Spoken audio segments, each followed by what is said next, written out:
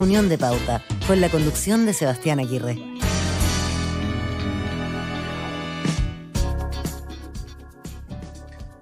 ¿Cómo están? Gracias por acompañarnos a esta hora en Reunión de Pauta, aquí en la 100.5 en Radio Pauta, en el cierre de esta intensa semana electoral. Bienvenidos a nuestro espacio de conversación aquí en la 100.5 en Santiago, 99.1 de Antofagasta, 96.7 en Valparaíso y Viña del Mar, y también en Temuco, 96.7, y en pauta.cl, por supuesto, donde también nos pueden ver a través de nuestro streaming. Estamos listos para comenzar esta edición, la última de esta semana, antes de las elecciones, evidentemente, que va a ser uno de los temas centrales de nuestra edición del día de hoy, junto a nuestros panelistas que ya están conectados. Está con nosotros Paula Poblete, directora de Estudios de Comunidad Mujer, ex secretaria general de Revolución Democrática y miembro del directorio de Rumbo Colectivo. ¿Cómo estás, Paula? ¿Qué tal? Hola, muy bien. Bienvenida. Saludos a todos. Y Guillermo Pérez también está junto a nosotros, abogado, investigador del Instituto de Estudios de la Sociedad, IES. ¿Qué tal, Guillermo? Hola, Seba. Hola, Cristóbal. Hola, Paula. ¿Todo bien por acá? ¿Nervioso? Gracias por acompañarnos. Me imagino que sí, ¿no? Con un poquitito de ansiedad también. Cristóbal García Huidobro, historiador académico de la Facultad de Derecho de la Universidad de Santiago, también completa nuestro panel. ¿Qué tal, Cristóbal? Hola, chiquillos. No, yo vengo zen, así como estoy entregado, así como está fuerte tu control. Es algo que no voy a manejarme como ya. Pero igual podría pasar el dato, digamos, Cristóbal, ¿no? Podría darnos la técnica, no. La receta. No sé, ahí les cuento. fundamentalmente es, puedes controlarlo o no. Entonces, una buena forma. No les quiero aumentar la ansiedad, pero en 48 horas más ya vamos a saber quién es el nuevo presidente el día domingo, más o menos, porque se supone que el proceso debería ser bien rápido esta vez. Súper rápido. A diferencia de la primera vuelta, ¿se acuerdan que estuvieron contando en algunas partes hasta entrada a la madrugada del día 20 de noviembre? Yo te apuesto que sabemos el resultado a las 7 y media nomás. Probablemente, sí, alguna vez. Dicen algunos estadísticos, expertos en estadística, que ya con el 25-30% de las mesas ya tienes una tendencia clara. Ahora, si es que la elección está más estrecha, bueno, nos demoraremos un poco más. Pero redondeando, ya en 48 horas tenemos más o menos el panorama claro, y es un tema que por supuesto vamos a estar analizando la próxima semana durante un buen rato, a partir del resultado de esta segunda vuelta. Pero en nuestra pregunta del día de hoy nos salimos un poco del ámbito electoral para ir a esta olvidada convención constitucional que sigue trabajando y avanzando en cada una de las comisiones para empezar a dar forma a esta nueva Carta Magna. Y ese es el primer tema que queremos abordar, bien breve, en nuestra primera pregunta para comenzar la conversación el día de hoy, y tiene que ver con el trabajo que en particular está desarrollando la Comisión de Sistemas de Justicia, y donde se está discutiendo uno de los temas que llama más la atención probablemente para los abogados, el futuro del Tribunal Constitucional. Bueno, una mayoría en esa comisión hasta ahora parece inclinada por la idea de suprimir el Tribunal Constitucional. Marisol Peña, esta semana aquí en Pauta, también advertía de los riesgos de eso, la preocupación que manifestaba por la relevancia de esta entidad en el control constitucional de nuestro sistema jurídico. ¿Cuál es la señal que se entrega en el caso de que este organismo fuera, dejémoslo en el hipotético, por supuesto, fuera eliminado, Cristóbal? A ver, yo creo que es una mala señal, fundamentalmente por lo siguiente. Mira, si tú tomas los últimos 70 años de historia constitucional, desde 1970, ¿no es cierto?, un poquito antes, cuando se instaura el Tribunal Constitucional, la idea era precisamente limitar el poder del presidente y del Estado en general, precisamente porque estábamos en una época en la cual el presidencialismo y al mismo tiempo también el ambiente polarizado, ¿no es cierto?, que vivía en esta época, llevaba fundamentalmente a la necesidad de tener un tribunal en el cual tú pudieras exigirle al Estado que cumpliese con los preceptos constitucionales. Ahora, el Tribunal Constitucional que se introduce bajo el imperio de la Constitución del 80 tiene algunas características distintas, y eso además se vuelve a cambiar en 2005 con la ley 20.050.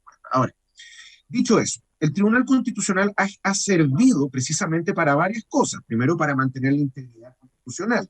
En segundo lugar, el control previo de constitucionalidad ha permitido de alguna manera que los proyectos de ley que estaban siendo ventilados en el Congreso efectivamente no fueran de por sí inconstitucionales. En parte también es bueno que a la Corte Suprema, que originalmente, antes de la creación de del Tribunal Constitucional del 70, tenía ese control constitucional, se le quitara esa función para entregársela al tribunal. ¿Por qué? En primer lugar, la Corte Suprema, porque yo sé que en la convención están pensando en dárselo a la Corte, ¿ya?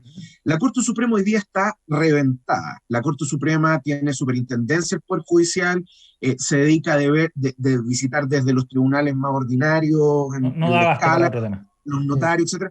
Piensa tú, solamente un dato. Cuando se creó la Corte Suprema en 1823, Juan Egaña, su creador, dijo: la Corte Suprema va a tener una labor exigua, porque nadie va a terminar yendo a la Corte, porque todo esto se va a arreglar antes, en las instancias inferiores. Hoy día, si tú vas a cualquier cosa, tú puedes llegar a la Corte Suprema por un juicio de arrendamiento en casación. Entonces, ese tipo de cosas, Sí. lo único que Entonces, hacen es, ¿cómo se llama?, cargarle más la mata a la Corte, a un poder judicial que necesita una modernización urgente, que necesita más recursos y que lo que menos necesita es entregarle ahora también el control constitucional. perfecto. Mala señal por ahora, entonces, Cristóbal. Por lo menos yo creo que sí, en mi opinión. Paula. Sí, o sea, a ver, a mí me parece un poco como incompleta la pregunta, porque, o sea, no sabemos si se elimina, pero se reemplazan las funciones en otra institución, como decía Cristóbal, en la Corte Suprema, o cómo va a ser en el fondo el mono general. Ahora, yo de cualquier forma soy de las personas críticas del rol del TC. A mi juicio ha sido una institución que ha limitado la democracia. Yo no valoro el control previo como lo valora Cristóbal. Pero para mí es la convención a la que le corresponde definir qué hacer con la justicia constitucional. Me parece que por lo que hay que velar en el fondo es que su eventual desaparición o lo que sea que ocurra en esa materia se traduzca en más democracia y no menos. Guillermo. Sí, yo creo, Seba, que si bien en abstracto es como discutible desde el punto de vista académico el tomar una u otra decisión, en concreto y en medio como de anuncios más integrales, como, no sé, esta pretendida como eliminación del Senado, los cambios en el régimen político, la fusión de los poderes ejecutivo y legislativo en el Congreso, eh, como que se transforma en una señal muy peligrosa cuando uno lo junta como con todas estas otras cosas, que obliga a preguntarse si Chile no está comenzando como a recorrer el destino como de otras autocracias contemporáneas, donde una posible como concentración del poder estatal le gana la pulseada a los diques y contrapesos propios de cualquier institucionalidad democrática. Y yo creo que eso es un ánimo que sorprendentemente viene de la convención, ¿no es cierto? Y no del supuestamente fascismo que se estaría implementando hoy día, ¿no es cierto? Eso viene precisamente de quienes dicen estar peleando en contra de ese fascismo, pero que terminan muchas veces cayendo en las mismas lógicas que en teoría buscan erradicar, ¿no es cierto? O sea, yo creo, y esto es algo que uno ha advertido durante toda la discusión constitucional, de que la convención no puede entrar en esta como espiral de revancha, de refundación de signo contrario, de planificación global, para usar el lenguaje de Mario Góngora. Y eso es sumamente importante considerando la elección del domingo, ¿no es cierto? O sea, Sí.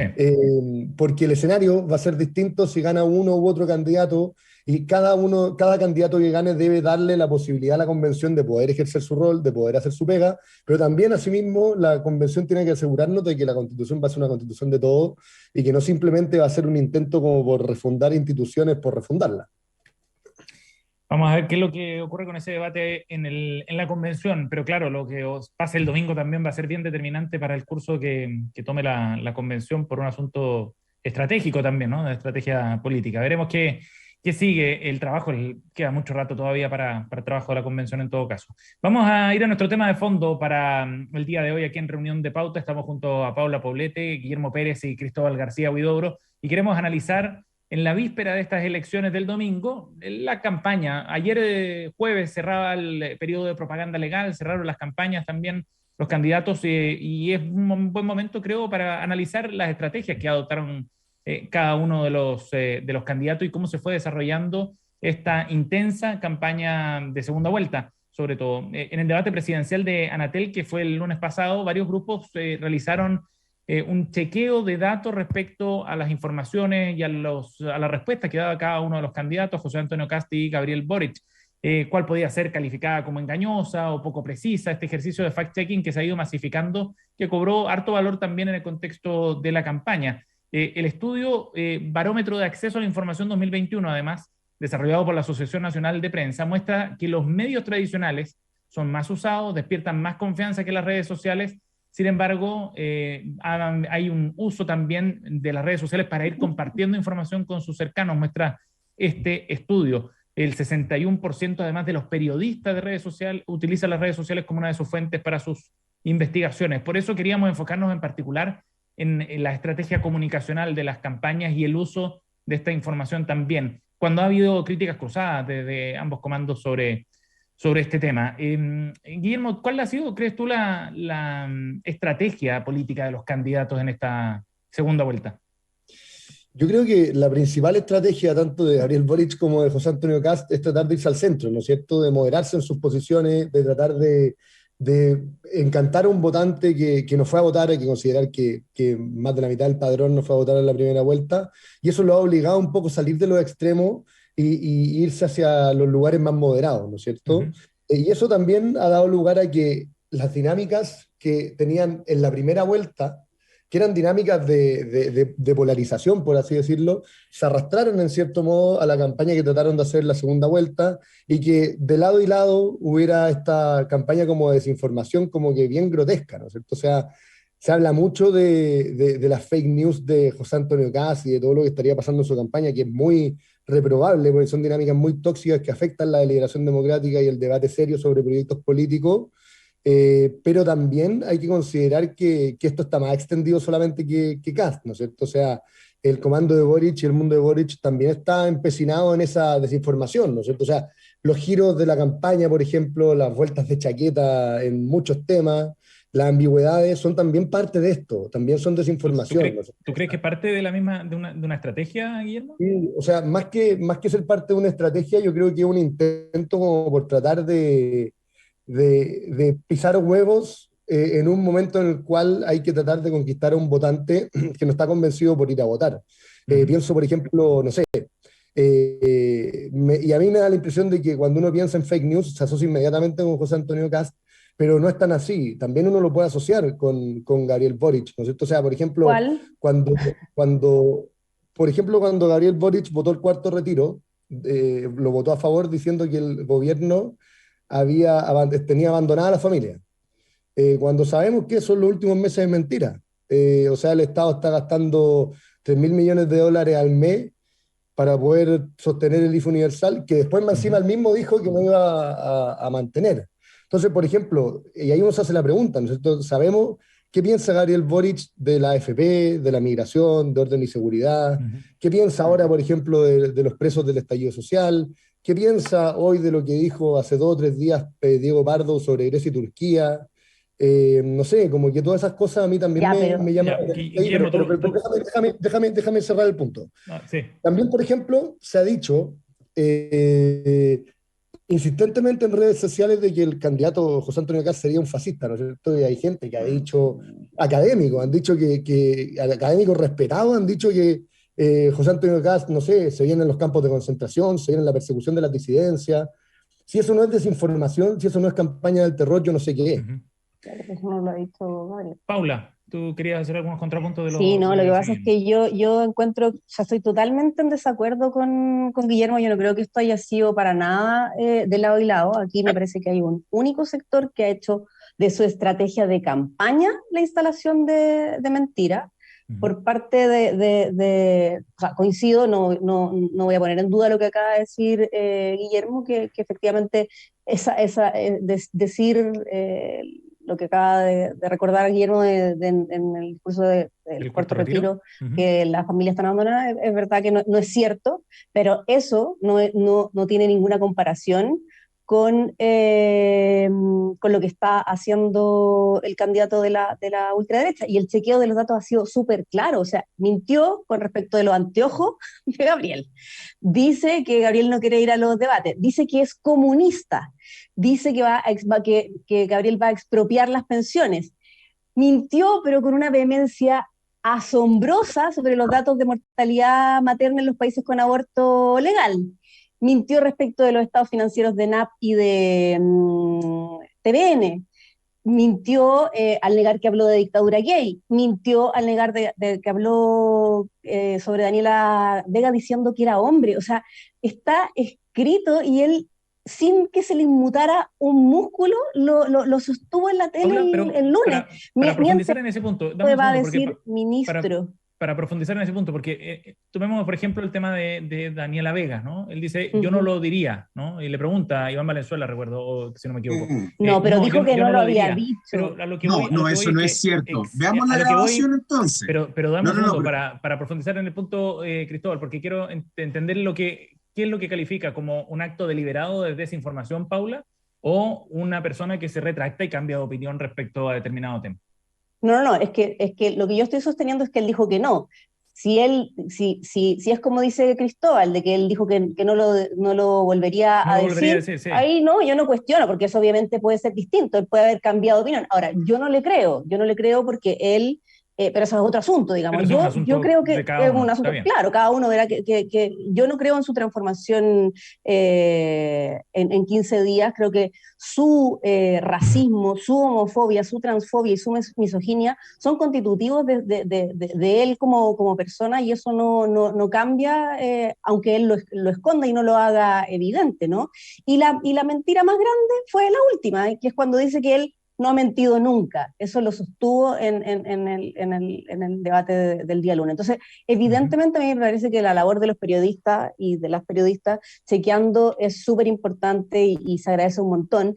Pero el problema es que esta técnica de la ultraderecha, que es una técnica probada y copiada de los ejemplos de Trump, de Bolsonaro, e incluso de Hitler, porque no nos olvidemos que fue Goebbels el que hizo gala del miente que algo queda, ¿no? Porque aunque los periodistas chequeen, muchísima gente se queda con lo que dice el candidato y no se entera de la verificación. Ponemos algunos de los temas con Cristóbal. Cristóbal. Ya, a ver, me voy a hacer cargo de lo último que dijo la Paula, porque tiene ¿cómo se llama? Va directamente a mi profesión.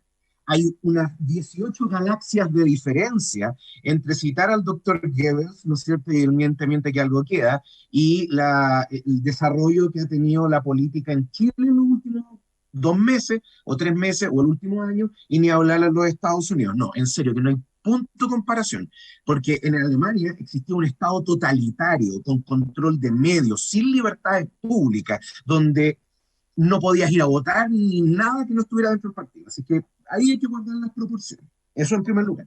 Volviendo a la pregunta del Seba, a ver, y perdón, lo de la Daniela Vega, aquí estoy viendo la transcripción del debate en CNN, y efectivamente José Antonio Kast nunca negó el haber escrito esa columna, y de hecho después dice que no lo volvería a hacer. Así que si eso no es aceptar en definitiva que lo hizo, entonces yo creo que... Ahora, yo quiero ser súper cuidadoso. La Paula hablaba de mentiras para arriba, mentiras para abajo. Y yo quiero... Voy a decir algo en favor de Boric, ¿ya? Yo creo que Boric ha sido impreciso, ¿ya?, más que mentiroso. Ha sido impreciso a niveles que lo demuestran cierto grado de incapacidad. Y por eso eventualmente cuando lo sacan a Boric, mandan a los ¿cómo se llama? A los, digámoslo, a otras personas del comando, pero que tampoco lo hacen mucho mejor. Ahora, el problema, y eso es una cuestión que yo le vi al Boric de la primera vuelta, donde Kast no existía, donde le estaban dando a Sichel, ¿no es cierto?, que lo que hacía Boric era permanentemente decir que Sichel era mentiroso, hasta que Sichel por fin tuvo algo de decencia y le paró los carros diciéndole: yo no te voy a permitir que me vuelvas a llamar mentiroso, porque Sichel, sin ser santo de mi devoción, no era mentiroso patológico, ni estaba a favor de las fake news, ni ningún ese tipo, ¿ya? Pero ahora, nuevamente, se toma como parte de la campaña, y yo les pido, por favor, que cuenten cuántas veces Boric ha tratado de mentiroso a cualquiera que no esté dentro de su lado del espectro, ¿ya? Y perdón, se ha convertido en una táctica. ¿Por qué? Porque en el fondo, si tú no estás de acuerdo con él, eres mentiroso. Cristóbal, eso es muy infantil, po. Bueno, dile a tu candidato que le dan pataletas con los periodistas, porque al día de ayer salió a pedir disculpas y dijo que estaba cansado en Megavisión. Entonces, sí, de acuerdo, pero le dan pataletas como si fuera una cosa habitual. Tuvo efectivamente un mal momento con ese periodista. Un mal momento. Dime cuál otro mal momento he tenido con un periodista. ¿Puedo decir algo respecto de lo que... No tiene otra exasperación con otro periodista. Yo creo que es bueno cuando uno está en este tipo de discusiones. Yo entiendo que la Paula trabaja directamente en la campaña y que está bien metida en el comando. De hecho, ahí en la pared tiene el letrero con las letras de Boric. Yo entiendo que hay una cercanía. Pero también yo creo que hay que tratar de tomar distancia respecto de los problemas que pueden tener ambas candidaturas. Yo acá no estoy negando bajo ningún punto de vista que la candidatura de Hack tiene enormes problemas y que tiene enormes tensiones y que tiene muchas cosas malas que a mí también me parecen muy mal, pero eso no implica también decir que Gabriel Boric, o tener la distancia necesaria como para decir que Gabriel Boric también tiene problemas. O sea, por ejemplo, no sé, o sea... y que muchas veces los cambios, los giros han sido tantos que uno también, en cierto modo, cuando uno piensa, miren, si va a gobernar el Gabriel Boric de la segunda vuelta, socialdemócrata que apareció en las últimas 2 semanas, no hay ningún problema, ¿no es cierto? Pero el problema es que no sabemos si va a gobernar él, no sabemos si es una impostura, no sabemos si es realidad, ¿no es cierto? Entonces, Guillermo, como que esos cambios, espera un poquito, sea que quiero meterme en un punto relevante respecto de lo que decía la Paula, esos cambios obviamente a uno lo hacen sospechar respecto de quién es Gabriel Boric y quién va a gobernar después. Porque además esos cambios le complican la gobernabilidad. Pues. O sea, si a ti te apoya desde Víctor Chanfró hasta Ricardo, de Víctor Chanfró hasta Ricardo Lago, va a haber que contentar a Víctor Chanfró y también a Ricardo Lago. ¿Dónde se va a poner Boric? ¿A quién va a apoyar? ¿Dónde va a estar? Ya, Entonces, de acuerdo, pero esa es una conversación distinta. Sí, que no es tan distinta. Es que también creo que cuando, por ejemplo, Paula, tú dices esta como misoginia, este fascismo, esta como... Yo hablé de racismo, o sea, racismo, homofobia, transfobia y misoginia. A mí esas cuatro... Dan lo mismo los epítetos, como que yo siento que los epítetos es como cuando se habla de populismo, ¿no es cierto? O sea, cuando se tilda algo de populista, es como para ahorrarse la dificultad que implica reflexionar sobre el fenómeno. O sea, si yo digo que Kast es misógino, es transfóbico, no sé qué, también estoy tiltando a sus votantes de lo mismo, ¿no es cierto? Entonces, todo esto de la disputa... ¿Es extrapolable, Guillermo? Sí. Yo creo que sí, porque esta disputa entre Boric y Hack no es una disputa entre fascismo, racismo, misoginia y democracia. O sea, se ha instalado esa idea en la opinión pública de que votar por Hack sería como ilegítimo de entrada, de que sería como respaldar a un candidato misógino, racista, discriminador, y eso ha alimentado todo un discurso retórico que tiene poco de democrático. Porque, no, yo planteo la duda respecto a si se puede extrapolar esas características a los votantes, porque muchos votantes, por lado y lado, están votando a forzado, ¿no? Digamos, porque no tienen otra alternativa, porque es el mal menor, etcétera. Hay muchas razones de ese tipo detrás de algunos de los votantes en Kast y en Boric. O sea, evidentemente que no todos van a ser racistas, ni misóginos, ni homofóbicos, ni transfóbicos, pero a mí me parece que ahí hay una disyuntiva muy relevante y que muchos votantes hacen caso omiso de eso, aun cuando es tremendamente importante. Eso a mí me parece ahí lo que pasa, Paula, muy evidente. El problema que yo veo acá es que cuando uno ocupa ese epíteto, esa palabra de racismo, misoginia, se olvida que detrás de ese candidato hay gente que vota por él convencida que no tiene por qué ser misógina. Y por eso eso estoy diciendo. Yo no estoy diciendo que todos los que voten por él sean racistas. Tú acabas de decir que es gente que olvida que hay una disyuntiva importante. Que lo obvia. Que lo obvia, que no es que lo estén obviando, puede ser que preferirá valorar otras cosas de Kast, pero eso niega que él sí lo sea. Es que instalar es muy peligroso.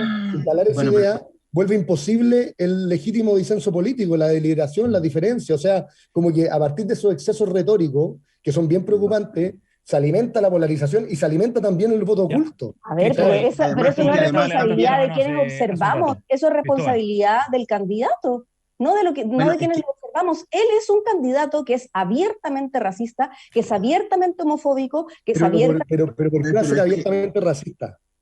Cristóbal está levantando la mano hace un buen rato. Cristóbal, dale. Sí, es que yo también me preguntaría un poco, o sea, sin querer, no estoy interpelando a la Paula, pero es que ¿qué es ser racista?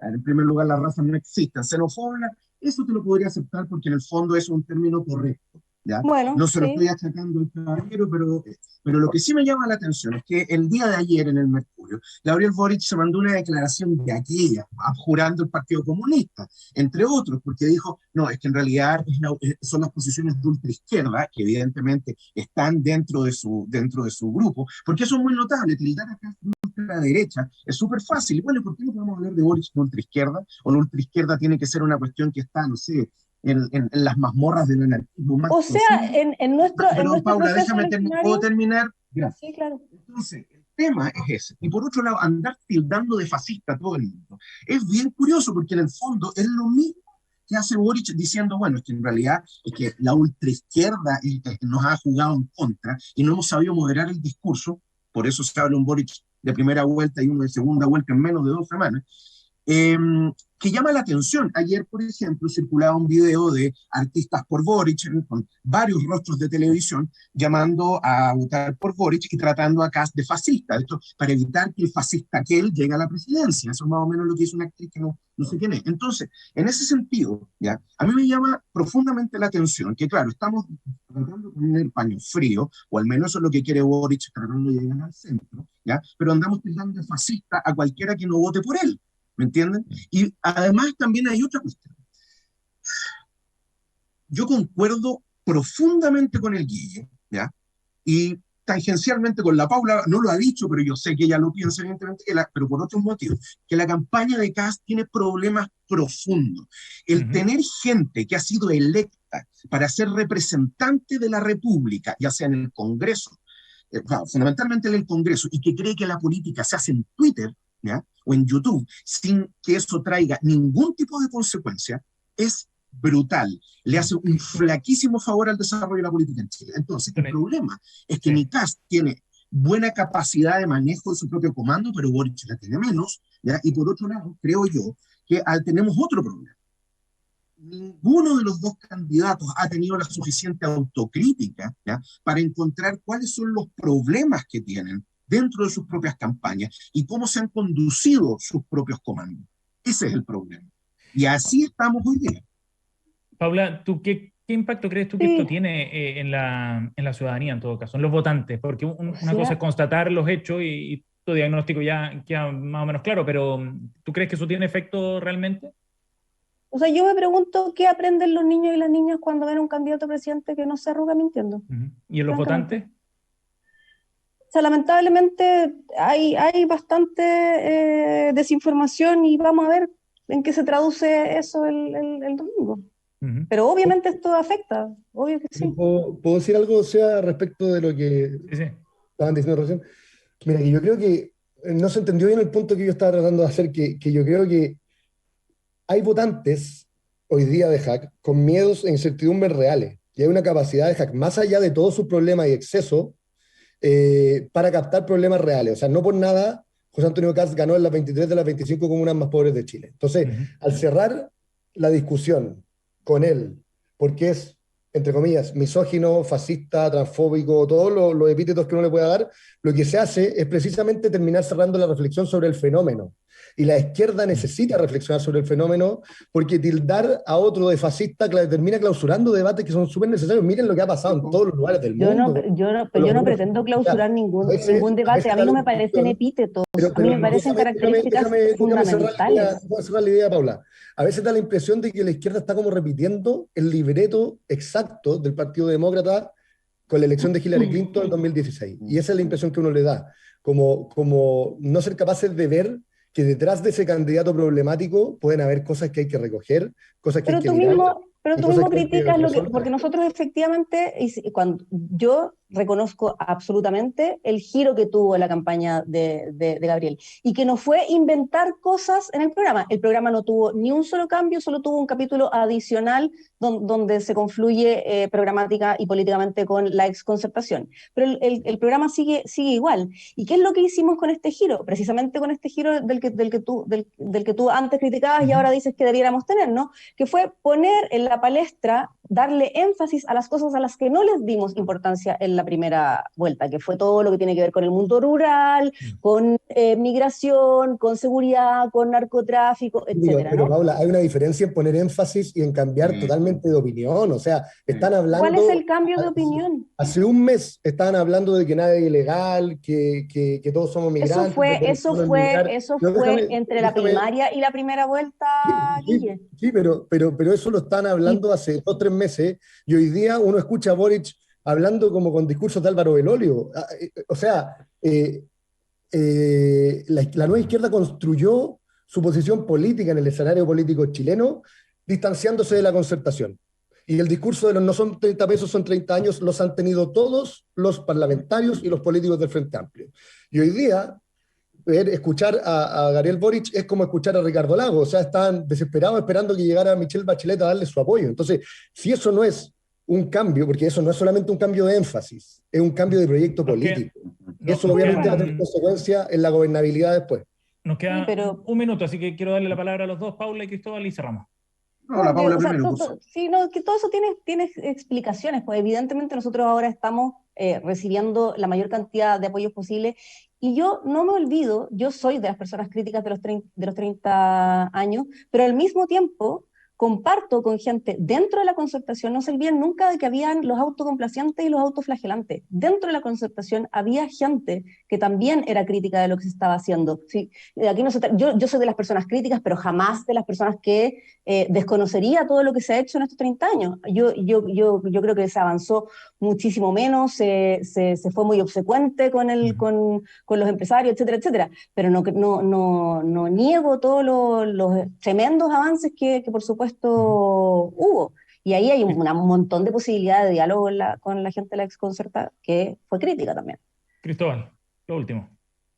Yo no sé con cuánta gente crítica de los autoflagelantes, ¿no es cierto?, están involucrados en el comando de Boric, al menos de los que yo he visto, digamos, lo que han hecho públicamente su apoyo, en fin. Ahora desconozco los componentes del ¿cómo se llama?, el comando. Sin embargo, a mí me llama mucho la atención que la Paula me diga que no se ha cambiado un ápice el programa, salvo este capítulo donde dice que hay una convergencia con la exconcertación, pero ojo, entonces eso significa que no está en el programa y solamente han sido cosas que ha dicho el candidato, porque efectivamente hay un cambio importante y radical en lo que dice el candidato, separándose de su programa. Entonces llama la primera pregunta que me haga.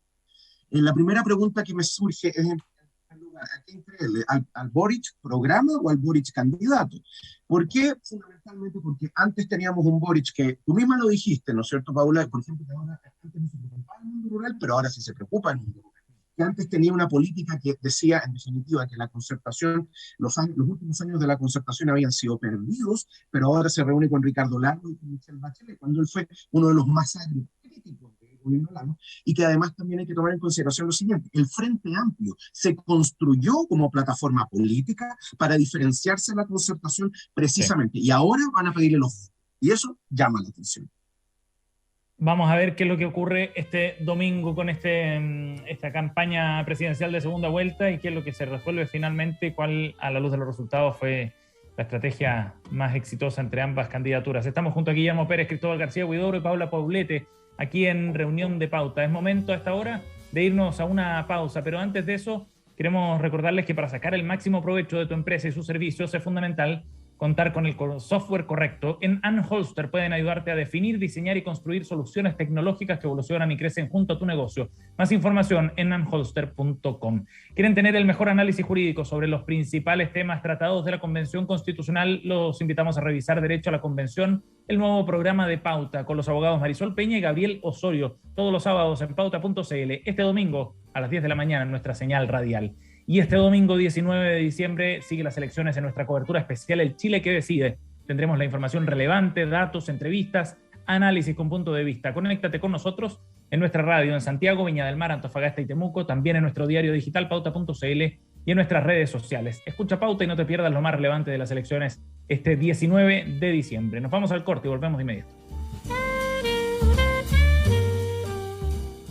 En Maternidad de Clínica Red Salud Santiago estamos comprometidos desde el día 1. Desde el comienzo, parto contigo. Descubre más sobre nuestra área de maternidad en Clínica Red Salud Santiago. Clínica Red Salud, mejor salud para Chile. En Principal, sabemos lo importante que es enfocarse en el futuro.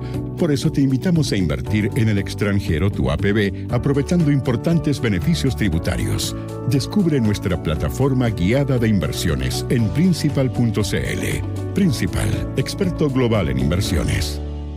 La rentabilidad es fluctuante, por lo que nada garantiza que las rentabilidades pasadas se mantengan en el futuro. Tú sabes que hay muchos ingenieros especialistas, ¿verdad? Ingenieros industriales, ambientales, comerciales, informáticos, agrónomos. Y sabes que hay muchos bancos, pero hay bancos y bancos. Banco Internacional es un banco especialista, con soluciones precisas y a la medida, porque si de tu empresa se trata, es tu mejor elección. Banco Internacional, expertos en banca empresa. Contáctanos en bancointernacional.cl o al 600-363-5000. Infórmese sobre la garantía estatal de los depósitos en su banco en www.cmfchile.cl. No hay un solo tipo de persona ni una forma de vivir. Son nuestros quiero los que marcan la diferencia. La posibilidad de soñar y elegir entre un viaje y una aventura, entre ahorrar y atreverse, entre un lugar para dormir y un hogar, entre estar asegurado y sentirte seguro. Porque eso que quieres está en ti. En Grupo Security te estamos escuchando para que tú elijas cómo convertir tus quiero en puedo. Conoce nuestras 7 empresas en security.cl. Grupo Security. ¿Quieres? Puedes. Para sacar el máximo provecho de tu empresa y sus servicios, es fundamental contar con el software correcto. En Anholster podemos ayudarte a definir, diseñar y construir soluciones tecnológicas que evolucionan y crecen junto a tu negocio. Más información en anholster.com. Conversa con nosotros en redes sociales. Síguenos en pauta.cl en Facebook e Instagram y pauta_cl en Twitter. Participa, comenta y comparte tu opinión. Pauta, hablemos de verdad. Ya estamos de regreso. Escuchas Reunión de Pauta. Pauta 100.5. Estamos de vuelta, Reunión de Pauta, edición de día viernes, y vamos a recordar lo que ocurrió un 17 de diciembre, un día como hoy, pero del año 1989. Fue exhibido en aquella fecha el primer episodio de la serie animada Los Simpsons, protagonizada por los populares Homero, Marge, Maggie, Bart y Lisa, esa familia norteamericana que por largas temporadas contó sus aventuras en múltiples lugares, divirtiendo a más de una generación. Serie creada por Matt Groening en una sátira de la sociedad estadounidense y que relata la vida de esta familia de clase media americana ubicada en el pueblo de Springfield. El éxito de Los Simpsons está fuera de duda, pero para graficarlo nada más, en numerosos premios recibió esta serie desde su estreno: 33 premios Emmy, 32 Annie, un premio Peabody. Además, la revista Time en el año 99 la calificó como la mejor serie del siglo XX. Estamos recordando a Los Simpsons el día de hoy en la primera reunión de... Escuchas a Sebastián Aguirre en Reunión de Pauta. Pauta, hablemos de verdad.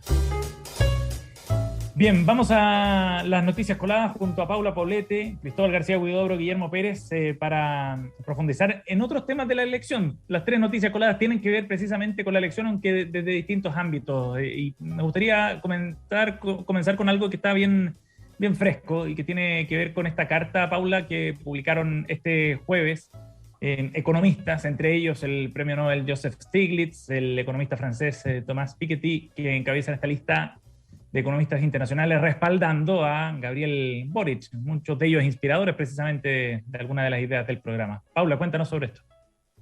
Sí, son 5, Stiglitz, Piketty, Jun Chang, no sé muy bien cómo se pronuncia, Mazzucato y Ocampo. Sí. Bueno, estos 5 reputados economistas dan cuenta en su carta de los retos sociales, políticos, tecnológicos y económicos que estamos enfrentando en un mundo que está con emergencia climática, con pandemia, y además con una desigualdad creciente, ¿no? Ellos dicen que los desafíos requieren de un consenso nacional, de cooperación entre el sector público y privado, que el mercado por sí solo no va a poder, en el fondo, superar estos retos, y señalan que las oportunidades de desarrollo van a ser alcanzables para los liderazgos que estén disponibles a crear una economía inclusiva y sustentable. Y a mí me parece que esos dos conceptos, el inclusiva y sustentable, son precisamente los conceptos fundamentales del programa de Gabriel, como de no dejar a nadie abajo y de cuidar el planeta, ¿no? Nada, yo creo que lo voy a volver a tocar cuando comentemos la noticia también de Cristóbal, ¿no? O sea, acá desde el mundo de la economía progresista, ¿no? De la economía que no está ligada a la defensa de los negocios, hay un mandato claro, ¿no? Que es hacer crecer nuestros países, nuestras economías, pero para todas y para todos, no solo para algunos como ha sido hasta ahora. Guillermo. Sí, a mí lo que me pasa con estos apoyos que han sido bien multitudinarios es que me llama la atención, ¿no es cierto? O sea, como que cuando aparecen estos artistas internacionales, economistas, intelectuales, como que en cierto modo muchas veces hay sectores que son los mismos sectores que apoyan a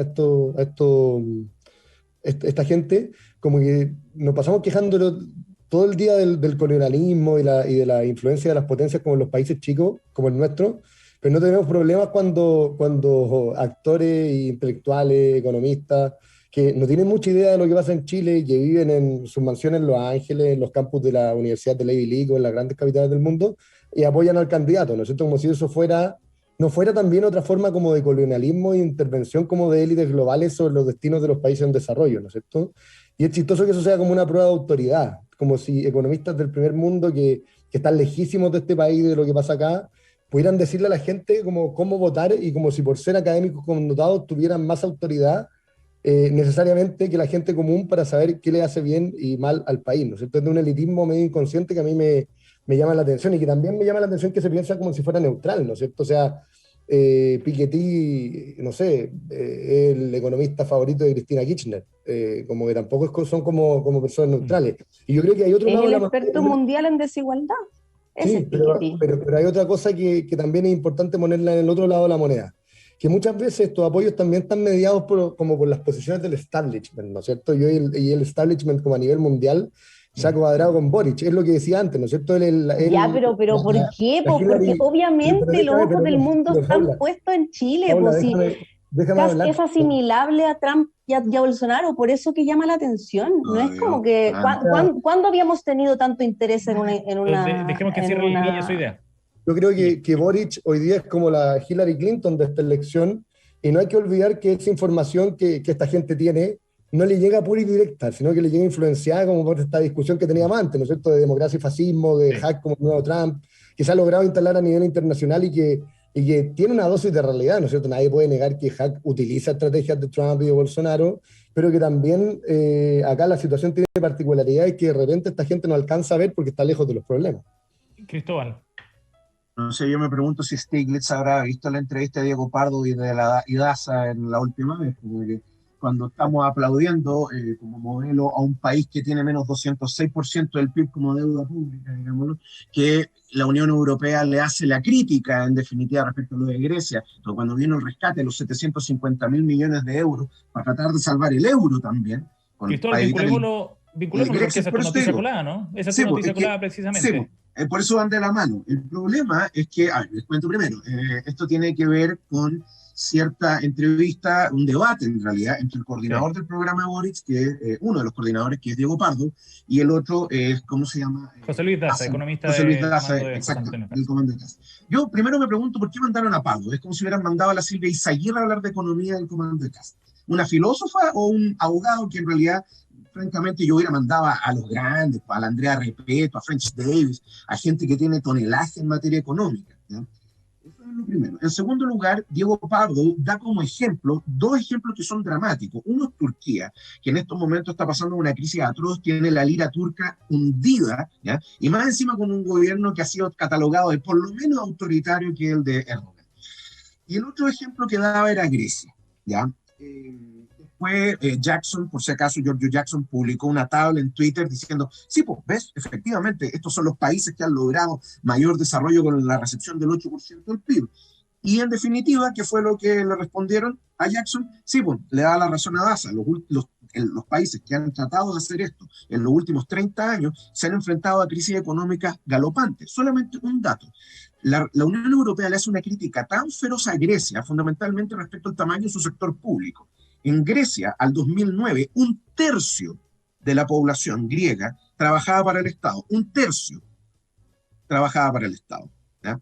Entonces, tomando en consideración que eso pareciera ser modelos, ¿no es cierto? Y que pareciera que no hay particularmente reflexión en torno a cómo aplicar eso, a mí me llama la atención, en definitiva, que claro, que dice el Guille, que de repente hay personas que reciben esta información a través de un sedazo, ¿no es cierto? El caso Stiglitz, Masakuto, etc. Pero en realidad no ven lo que está pasando acá, ¿ya? Y nuevamente de repente reverbera un poco la idea de una campaña Trump-Clinton, y el problema es que cuando la Hillary Clinton se dedicó a insultar a los votantes de Trump como los basket of deplorables, le llamaban, ¿no es cierto? A mí me llama la atención si eso no genera aún más aulitas precisamente en el electorado. Tenemos un minuto para los comentarios, Paula y Guillermo. Paula. Solo uno, no muy injusto. Yo vi el debate completo y no hubo una discusión sobre estos países, solo que Daza le dice a Diego, ya, pero no me digas países de los 70, dime de los países que lo hayan hecho y ahí nombra Grecia y Turquía. Pero no es que nosotros hayamos, que Diego haya defendido esos países como modelo, simplemente los nombró como lo que eran los que estaban más... Países que han logrado esa recaudación en 8 años. Exactamente. Sí, pero hay muchos más, y hay 12 países que desde el 65 en adelante lo han hecho, y fue Daza el que limitó la cuestión porque según él no valía decir ejemplos de los 70. Pero también está Islandia dentro de los últimos, así que ahí también hay ejemplos. ¿Qué le pasó a Islandia? ¿Qué le pasó a Islandia qué le pasó a Islandia con la crisis bancaria? Bueno, ¿qué le pasó a Italia 2 veces? Bueno, pero lo que yo quiero plantear acá es que, por cierto, nosotros no queremos seguir ningún derrotero que lleve a crisis, ¿no? Yo insisto en que aquí lo que hay que hacer es sincerar la discusión, porque si se van a escudar detrás de estos ejemplos que son poco felices para no tener una reforma tributaria ambiciosa, bueno, más sincero decirlo así, a mí me parece que ya hay demasiada evidencia de que para crecer, para generar riqueza, hay que tener estabilidad social y política. Y eso requiere de un contrato social que sea consensuado por toda la sociedad. Y nuestro social se quebró. Nuestro contrato social, el 2019, tuvo una crisis profunda y tenemos que reconstruirlo. Y en eso está en parte la Convención Constitucional, está en parte de la Constitución, pero falta también un nuevo contrato fiscal, donde recaudemos más para tener más derechos sociales y donde también hagamos justicia tributaria, si eso se pide a gritos. Guillermo, lo último, antes de pasar a tu noticia colada. Sí, muy cortito. Yo creo que cuando uno mira esta discusión con más distancia, al final todos queremos que al próximo presidente le vaya bien, ¿no es cierto? O sea, todos queremos que si Boric o Hack ganan, puedan arreglar la fractura de la que habla Paula, ¿no es cierto? Pero la pregunta que queda cuando uno escucha ese debate entre Daza y Diego Pardo, donde yo también me pregunto por qué no fue algún economista del Consejo Asesor, es si hay consenso al interior del mundo de Boric en estos temas. Y eso parece ser fundamental, es una pregunta fundamental, y creo que muestra como la gran dificultad que va a tener para gobernar si es que llega a ser presidente. Lo que decía antes, ¿no es cierto? O sea, si los apoyos de Boric van desde Víctor Chanfró hasta Ricardo Lago, la pregunta es, o sea, es obvio que Boric va a estar tironeado constantemente por muchos mundos distintos, más después de las vueltas y los giros en esta segunda vuelta. Entonces, ¿en qué lugar se va a parar Boric? ¿Va a gobernar el Boric de la primera vuelta, de la segunda vuelta? Porque cada vuelta de chaqueta, cada inconsistencia, cada programa, como el de CNN entre Daza y Pardo, hace más difícil la gobernabilidad de cara al futuro, porque cuesta saber cuál finalmente es el proyecto político que hay detrás. Bueno, la reforma fue una de las cosas que... Vamos a la última noticia colada por tiempo, Paula, si no nos quedamos está bien. Muy cortos. Estamos junto a Paula Poblete, Cristóbal García Huidobro y Guillermo Pérez, y Guillermo nos trae Otra noticia vinculada a la elección, el apoyo que dio el ex ministro de Hacienda, Eduardo Aninat, ex miembro de la ADC, a José Antonio Kast. Guillermo, ¿cómo interpretas tú eso? Sí, la verdad es que yo lo interpreto como otra muestra más de que pueden haber razones democráticas y legítimas para votar por Kast, que lo que decía antes, ¿no es cierto?, que acá no estamos en una disputa entre fascismo y democracia, y que centrar eso en esta disputa solamente va a ser más nocivo para la izquierda en su corto y mediano plazo que para Hack, porque finalmente estos conceptos terminan siendo vacíos y se termina identificando todo lo que uno quiere con esa vereda. Y yo creo que también el apoyo de Aninat es una alerta para la izquierda que ha apoyado críticamente, para la izquierda concertacionista que ha apoyado críticamente a Boric, ¿no es cierto? O sea, como la total renuncia a preguntarse cualquier cosa, a poner matices, a distinguirse. Es como una especie como de muerte final de la concertación, ¿no es cierto? O sea, y eso a mí me llama mucho la atención. O sea, lo que decía Barkin en la columna de ayer, ¿no es cierto? Se lanzan como a los brazos de Boric con una rapidez sorprendente, y es una renuncia un poco a su proyecto. Como se intentan convencer que hay una continuidad entre el Frente Amplio y la concertación, cuando la verdad es que está lejos de ser así, ¿no es cierto? O sea, se están entregando críticamente a quienes devastaron la transición con su relato maniqueo de los últimos 30 años. O sea, como Ricardo Lago, que ha sido ocupado como una figura como un punching ball por mucha gente del Frente Amplio, no va a hacer ninguna crítica o matiz. O sea, a mí me habría gustado que ese tipo de apoyo hubieran tenido, no sé, como lo que hizo Lavín en su momento con Kast, o lo que hizo Sandón, ¿no es cierto?, con Kast. Que hubiera habido cierto matiz, ciertas preguntas, ciertos cuestionamientos respecto de dónde se va a ubicar el candidato, ¿no es cierto? Pero y eso es lo que impide finalmente la discusión de democracia o fascismo, ¿no es cierto? Esas preguntas son las que borra del mapa e impide hacerlas, porque finalmente se instala esta retórica donde supuestamente hay que vencer a un candidato que es como Hitler, ¿no es cierto? Y si estamos venciendo a un candidato que es como Hitler, ¿cómo nos vamos a poner a hacer preguntas? Y esa pregunta es necesario responderla si quieren hacer un gobierno adecuado y que pueda resolver algunos de los problemas que tenemos. Cristóbal. Mira, a ver, lo mismo. No hemos enfrentado en la dicotomía entre fascismo y democracia, como se ha tratado de hacer ver. No sé, ya, miren, voy a ser honesto. Yo por lo menos no se lo he escuchado directamente a Boric, ¿ya? No se lo he escuchado, y en ese sentido creo que el caballero ha sido decente, ¿ya? Pero sí se lo he escuchado a otras personas, ¿no es cierto? Y ni hablar, como estábamos conversando antes, en redes sociales, etcétera, que ya, y me van a perdonar, es un vertedero de opinión. Pero lo que sí creo que estamos llegando a un punto en el cual ya esto implica, primero, ni un ápice de autocrítica del Frente Amplio de tener que ir a buscar los votos. Fíjense ustedes lo siguiente, si ustedes me preguntaran a mí qué opino, yo creo que es lo lógico que tiene que hacer el Frente Amplio. Pero vamos, comámonos nuestro orgullo y hagamos precisamente lo que corresponde. Digamos, ¿sabe qué? En realidad no debemos haber cuestionado los 30 años, no fueron tan malos, fíjese. Yo no he escuchado nada, salvo a la Paula, que lo ha dicho ahora, ¿ya? Pero no he escuchado a nadie del comando diciendo, haciendo una reflexión, ni tampoco al candidato. Y por eso yo creo que lo que hemos visto por ejemplo, lo de Aninat, o por ejemplo que hay dos exministros también, el caso de Gregorio ayer y de Gómez Lobos también, dicen, yo voy a votar nulo.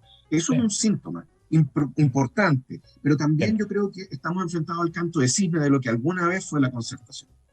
Paula, lo último, antes de ir a los datos. Sí, no, esto está en línea con lo que estábamos un poquito hablando antes, ¿no? Donde siempre ha habido dos concertaciones, y en ese sentido a mí no me sorprende tanto lo de Aninat, y yo quisiera secundar las palabras de la senadora Proboste. Ella dijo que esto responde a la intencionalidad permanente de aquellos que esperan frenar las transformaciones y en hacer creer que aquí solo la voz de la élite es la que cuenta.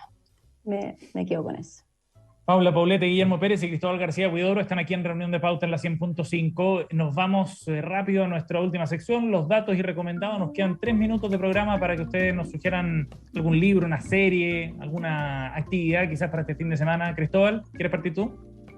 Bueno, yo les quiero recomendar un librito que me llegó hace poco, de 240 páginas, que me fascinó, que se llama Gobernar es Educar, Historias de Pedro Aguirre Cerda, ¿ya? Lamentablemente se me quedó en la oficina el libro, se lo quería mostrar, pero es un librazo que en pocas páginas te cuenta, te hace una biografía de Pedro Aguirre Cerda a través de historias de él. Yo siempre he tenido un particular aprecio por don Pedro, creo que fue un gran presidente en muchas facetas, y además también que representó, ¿no es cierto?, a un grupo político y social en su momento que que bueno, en definitiva, una visión de mundo bastante interesante para lo que fue Chile. Yo lo recomiendo, es un gran libro, los autores son ¿cómo se llama? Enrique Crobeto y Gonzalo Valero, y bueno, en las mejores librerías. Así que es una buena lectura para estos tiempos, y ahora que vienen las vacaciones. Bien, Paula, tu dato para hoy día. Yo tengo una película que está en Netflix que se llama Antonia, una sinfonía. Es una película que retrata la vida de Antonia Brico, que fue la primera mujer que quiso dedicarse a ser directora de orquesta. La película es extraordinaria, de verdad está basada en la vida de ella, por lo tanto obviamente está ficcionado para que el guión sea redondito, y de verdad es fascinante. Yo después me puse a leer sobre Antonia Brico y por supuesto que la realidad supera la ficción, o sea, ella lo pasó mucho peor de cómo está puesto en la película. Realmente yo después le recé y le agradecí por todo el camino que abrió para las mujeres. Qué manera de ver difícil todas esas que fueron las primeras en algo. Realmente admirable, muy admirable. Antonia, una sinfonía, la película recomendada por Paula Poblete, que está en Netflix. Guillermo, cerramos contigo. Sí, yo quiero recomendar el libro Hay alguien ahí, de Peter Orner. Peter Orner es un escritor estadounidense, y en este libro muestra un poco su amor por la literatura. Es un diálogo que va con autores, o sea, son puros como ensayos, entre columnas, ensayos literarios, personales, como bien biográficos, donde él dialoga a través de sus experiencias de vida con Salinger, con Virginia Woolf, con Juan Rulfo, y escribe como sobre estos autores que lo ayudan como a recorrer sus distintos problemas de la vida, o sea, su separación, la muerte de su papá, la relación con su hija, y como también entender nosotros mismos el lugar de la ficción como nuestras propias vidas, ¿no es cierto? Entonces es un libro súper conmovedor sobre la lectura, sobre el amor a la literatura, sobre el oficio del escritor, sobre la soledad y sobre también nuestra relación con los libros, y cómo los libros también nos van marcando en aspectos de la vida que son fundamentales, y como muchas veces ese objeto que uno de repente lo ve en su biblioteca recuerda tantos momentos y tantas cosas que uno le toca oír a lo largo de la vida. ¿El nombre del libro, Guillermo? Hay alguien ahí, de Peter Orner. Bien, el recomendado de Guillermo Pérez, de Cristóbal García Huidobro y Paula Poblete, nuestro equipo de los viernes aquí en Reunión de Pauta. Gracias por acompañarnos a los tres. Buen fin de semana, nos vemos la próxima semana. Eso, que estén bien. Nos vemos. Chao, que estén bien. Chao. Chao. Bien, estamos cerrando nuestra edición de hoy de Reunión de Pauta en esta previa de las elecciones este fin de semana, y queremos recordarles que para sacar el máximo provecho de tu empresa y sus servicios es fundamental contar con el software correcto. En Anholster pueden ayudarte a definir, diseñar y construir soluciones tecnológicas que evolucionan y crecen junto a tu negocio. Más información en anholster.com. Gracias por acompañarnos. Viene Cristian Barken desde el Jardín aquí en la 100.5. Que tengamos buen fin de semana. Chao. Acabas de escuchar una hora de conversación y análisis con punto de vista. Esto fue Reunión de Pauta.